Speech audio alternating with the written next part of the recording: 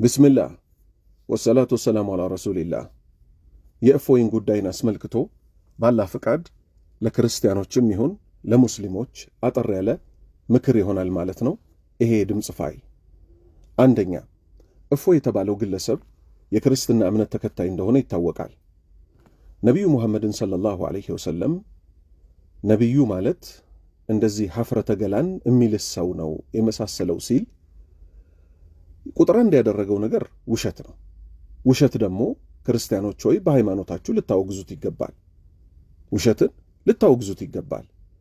ለምሳሌ ማርያም ማለት ሰማይና ምድርን እኮ የፈጠረች ናት። ሁሉ ነገር ከሁሉ ነገር በፊት የነበረችው ማርያም ናት ቢል አንድ ሰው ይሄ እውነት ነው? አይደለም፣ ውሸት ነው። ክርስቲያን እንኳን ቢሆን ምን ልታደርጉ ይገባችኋል? ልትቃወሙት ይገባል።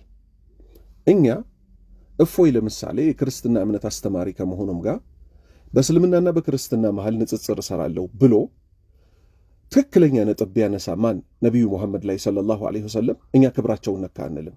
ምሳሌ ነቢዩ ሙሐመድ ሰለላሁ ዐለይሂ ወሰለም አኢሻ የተባለችው ሚስታቸውን በ9 ዓመት ነው ያገባው ቢል እኛ ምን እንላለን ሙስሊሞች? አዎ ነቢዩ ሙሐመድ በ9 ዓመቷ ነው ያገቧት። ያገቡበት ደግሞ በዚህ ምክንያት ነው እንዲህ ነው ብለን መልስ እንሰጣለን። ይሄም ክብር መንካት አይባልም። ለምን? እውነታን ባማከለ መልኩ እፎይ ያነሳው ጉዳይ ስለሆነ። ነገር ግን እሱ ይሄን አይደለም ያደረገው። እሱ ኦንላይን ላይ የታችሁት ከሆነ የሆነ ስፐርም ምናምን በእጁ ላይ ያጨማለቀ የሆነ የታች ሰፈር ልጆች የሚሰሩትን ስራ ይዞ የሚወጣ ሰው ኦርቶዶክስ ነኝ ብሎ ብቅ ሲል ምን ማለት ነው የነበረባቸው ኦርቶዶክሶች? እፎይ እኛን አይወክልንም ነው እንጂ ማለት የነበረባችሁ እኔም እፎይ ነኝ አይባልም። እስቲ ከኛ ትንሽ ትምህርት ውሰዱ። ወደ ኋላ ዞር ብዬ ላስታውሳችሁ። ከዓመታት በፊት ዳኢሽ ወይንም አይኤስአይኤስ የሚባለው ሊቢያ ላይ ኢትዮጵያዊ የሆኑ የጨርቆስ ልጆችን ወደ 20 ምናምን በላይ አጋድሞ ሲያርድ ኢትዮጵያ ውስጥ ያለ ሙስሊም ያለው ምንድን ነው? ዳኢሽ እኛ ኢትዮጵያውያን አይወክልም እኮ አይደለም ያልነው፣ ኢስላምን አይወክልም ነው ያልነው። ልብ በሉ። እዚህ ሀገር ላይ በተሰራ ስተት አይደለም እኛ ምን እያልን ያለ ነው። ይሄ ዳኢሽ የተባለው ቡድን እኛን አይወክልም እያልን ያለ ነው። ውጭ ሀገር የተከሰተ ከእኛ ጋር ግንኙነት የሌላቸው ግን የሃይማኖቱ ጥላ ውስጥ ስለሆኑ በኢስላም ሽፋን ስለተንቀሳቀሱ የሰሩት ሥራ ኢስላም የማያዘውን ስለሆነ ምን ብለናል እኛ? ዳኢሽ ሙስሊሙን ኢስላምን አይወክልም ብለናል። እናንተ ስታስቡት እስቲ አሁን ዮኒ ማኛ ይወክላችኋል? ከዚህ በፊት ምን ይል ነበር ዮኒ ማኛ? አሁን እንኳን ተመልሷል፣ በአደባባይ ይቅርታ ጠይቋል። ድንግል ከነ ልጇ ብሎ ይገባና ግን ድንግል የምትጠላውን ድንግል ያላደረገችውን ቆሻሻ ንግግር ይናገር ነበር። የሰው ሃይማኖት ይነካ ነበር። አሁን ግን አልሐምዱሊላህ አላህ በልቦናው ላይ ቅን ነገር አሰፈረበት። እንዲህ አይነት ነገር ልክ እንዳልሆነ ይኸው ቅርብ ቀን የለቀቀውን መስማት ትችላላችሁ። እንዴት ነው እናንተ እኔም እፎይ ነኝ የምትሉት? እፎይ አሁን አብረውት ቢሆን ሰው ነው። ኦርቶዶክስ ሰዋታ ነው እፎይን እኔም እፎይ ነኝ የምትለው።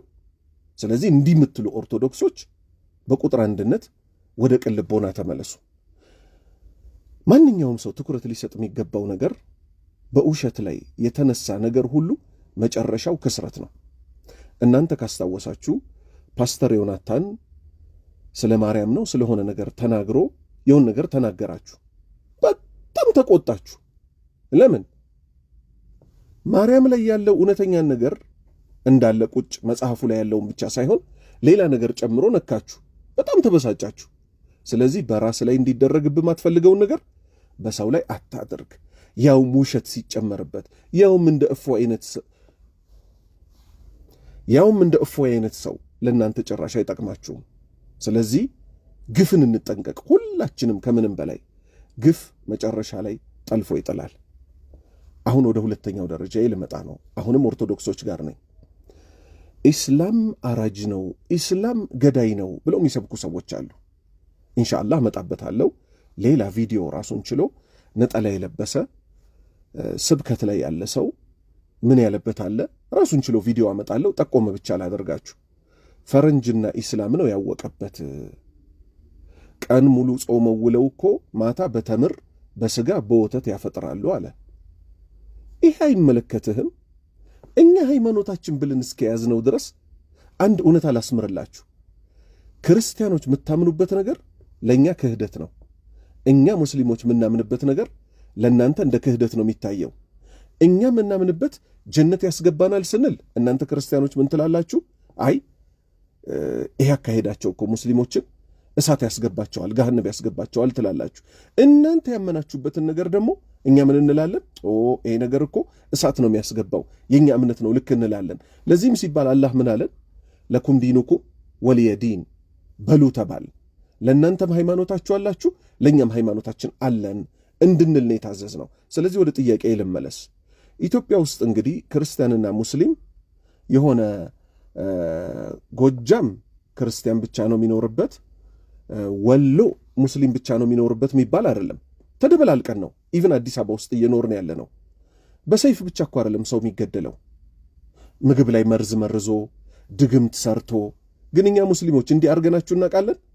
በፍቅር እኮ ነው አይደል እየኖርን ያለ ነው፣ በሰላም ሃይማኖቱ ባስቀመጠው ባውንደሪ ልክ ምን እያደረግን ያለ ነው? የጎረቤት ሐቅ ስትታመሙ ጠይቀን፣ ሲቸግረን ረድታችሁን፣ በዚህ መልክ እየኖርን ያለነውን በቤተ ክርስቲያን ደረጃ ግን ሙስሊም አራጅ ነው፣ ገዳዮች አይደሉ ወይ፣ ከገደላችሁ ጀነት ትገባላችሁ ተብለው የለ ወይ ማለት ይሄ እኔ እንጃ። የሃይማኖት ሰው የሆነ አይዋሽም። በቃ እዚች ላይ ብቻ እንጠንቀቅ። እፎይን ለዚህ ጉዳት የዳረገው ምኑ ነው? ውሸቱ ነው እንጂ ባላ ፈቃድኛ ከዚህም በፊት ሚዲያ ላይ የሚነሱ ነገሮች አሉ። ነቢዩ መሐመድ አይሻን በ9 ዓመቷ አገባት፣ መልስ ሰጥተናል። አሁንም በቅርብ ቀን ግን ለእናንተ ደግሞ ለክርስቲያኖች ሆይ አዎ ነቢዩ መሐመድ አይሻን በ9 ዓመቷ አግብቷታል ብለን ማስረጃዎቹን ሁሉ ቁጭ እናደርጋለን። ስለማናፍርበት ሃይማኖታዊ ትእዛዝም ስለነበረ ሙሉ ማስረጃውን ካልሰማችሁ ግልጽ ስለማይሆን እንረጋጋና ሲያደርሰን እናያለን። አሁን ወደ ማን ደረስን? ወደ ሙስሊሞች ደግሞ ደረስን። ሙስሊሞች ሆይ እፎይ ይሄንን አደረገ ብላችሁ የተለየ ሪአክሽን የምትወስዱ ሰዎች አላህን ልትፈሩ ይገባል። መግደል ነው እንዲህ ማድረግ ነው። ማነህ አንተ? ኢስላም መቼም ሕይወት ነው። በንዴት ሰዓትም በደስታ ሰዓትም ኢስላም ነው ሊገዛን የሚገባው አይደለ? በሸሪዓ ወንድምህ ቢገደልብህ በሸሪዓ ሕግ የሚለውን አስታውስ። አይደለም እንደ ኢትዮጵያ አይነት የተለያዩ ሃይማኖት ያሉባት አገር ቀርቶ በሸሪዓ ወንድምህ ቢገደልብህ ምንድነው የምትፈጽመው እርምጃ? የወንድሜን ገዳይ እገለዋለሁ ነው የምትለው ወይስ ለሸሪዓ መሪና ለሸሪዓ ዳኛ አሳልፈ ትሰጣለህ? ለሸሪዓ መሪ አሳልፈ ትሰጣለህ። የሸሪዓ መሪና ዳኛ ነው እዛ ሰውዬ ላይ የሚገባውን ፍርድ ካጣራ በኋላ የሚወስደው። ስለዚህ እኛ እዚህ ሀገር ውስጥ ስንኖር መንግስት የለም አንልም አይደል? መንግስት አለ፣ ፖሊስ አለ፣ ወታደር አለ። አገሪቱ ላይ ባለው መተዳደሪያ መሰረት እኛ መልእክተኛ አድርገን የያዝናቸው የሃይማኖቱ ትልቅ መገለጫ እንዲህ ሆነውብናል ብለን ስሞታችንን ደግሞ ለማን ነው የምናቀርበው? መጅሊስ ተብለው የተቀመጡ አካላት አሉ። የሙስሊሙ የሐጅ የመቃብር የሃይማኖት ጉዳይ ይመለከታቸዋል ተብለው የተቀመጡ አሉ። አላህ ባጓደሉት ነገር እነሱን ይጠይቃል። የኛ ኃላፊነት ግን ምንድን ነው? ለነሱ ጉዳዩ ማድረስ። እነሱ በመንግስት መዋቅር መሰረት በምን መልክ ይሄን ጉዳይ መውሰድ እንዳለባቸው ኃላፊነት ተሰጥቷቸዋል እንጂ ማንም ተነስቶ በየቲክቶኩ በየፌስቡኩ በየዩቲዩቡ እንደዚህ ያርግ እንደዚህ በል ሚለው አይደለም። ወደ 3ኛ ነጥብ የደረሱ ሙስሊሞችን ነው ይሄ የሚመለከተው። ሙስሊሞች ሆይ ኮሜንቶች እያየሁ ነው። አላህ ምንድነው ያለን? መሐይማን አላዋቂዎች የማይሆን ነገር ሲናገሩ ሰላም ብላችሁ ጥላችኋቸው ሂዱ ነው የሚለው። እናት እንደዚህ ትሁን አንተ ምናምን ልጅ ብለው የሚሳደቡ ሰዎች አሉ።